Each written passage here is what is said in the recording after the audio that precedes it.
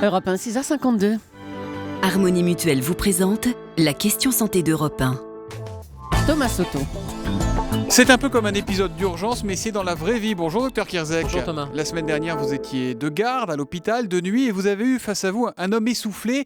Il souffrait de sarcoïdose. Alors, évidemment, première question, c'est quoi la sarcoïdose ? Alors la sarcoïdose, rien à voir avec notre ancien président de la République. La sarcoïdose, C'est pas le fait de bouger les épaules un peu frénétiquement. Non, la sarcoïdose, ça s'écrit S-A-R-C-O. Ça vient de sarkos en grec qui veut dire la chair, le nodule. Et c'est une maladie inflammatoire qui touche d'abord les poumons. Et voilà pourquoi cet homme de 40 ans était essoufflé, fatigué depuis un certain nombre de mois. Mais ça touche aussi d'autres organes que les poumons. Ce sont des nodules inflammatoires qui vont se développer dans l'organisme, que ce soit les reins, le cœur ou les yeux. Et c'est une maladie qui est une maladie chronique. Et en quoi c'est intéressant d'en parler ? Pourquoi vous avez tenu à faire un gros plan sur la sarcoïdose ce matin ? Parce que ce patient de 40 ans qui était en pleine fleur de l'âge, en pleine santé, et ça touche les 25-45 ans, plutôt les hommes.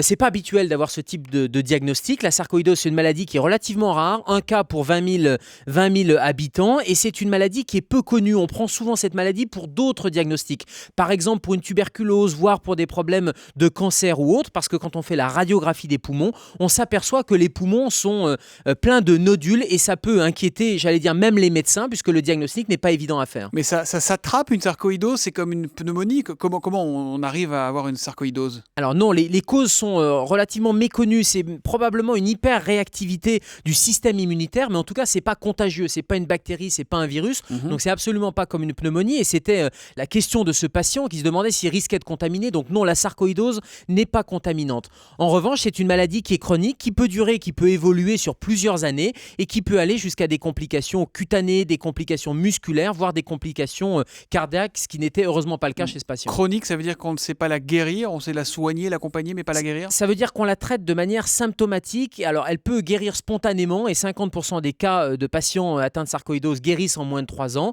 Et on met un traitement qui est un traitement symptomatique. C'est-à-dire qu'on ne connaît pas la cause, c'est pas un traitement qui va agir sur une cause en particulier, mais c'est la corticothérapie, la cortisone qui améliore les corticoïdes, qui améliore à la fois l'atteinte pulmonaire, l'atteinte cardiaque. Et puis, on peut parfois traiter par immunosuppresseur pour diminuer cette réaction immunitaire. Il y a un signe évident de sarcoïdose, quelque chose qui vous montre que, attention, là, ça doit être ça vraiment ? Non, mais il y a un symptôme qui doit inquiéter, que ce soit pour la sarcoïdose ou que ce soit pour une autre cause, c'est l'insuffisance respiratoire ou en tout cas la dyspnée, la difficulté respiratoire. Et ce patient, ça faisait des mois qu'il avait cette difficulté à monter les escaliers. Au bout de 2 étages, il était essoufflé. Et ça, c'est un signe qui doit vous alerter, que ça soit une sarcoïdose ou que ça soit une autre cause, par exemple une insuffisance cardiaque ou quelque chose de plus banal comme une pneumonie. Il est la nuit aux urgences et parfois il nous le raconte le matin à 7h-5 pour la question santé d'Europe 1. C'est le docteur Kierzek. À demain Gérald. Bonne journée, à demain. Bonne journée.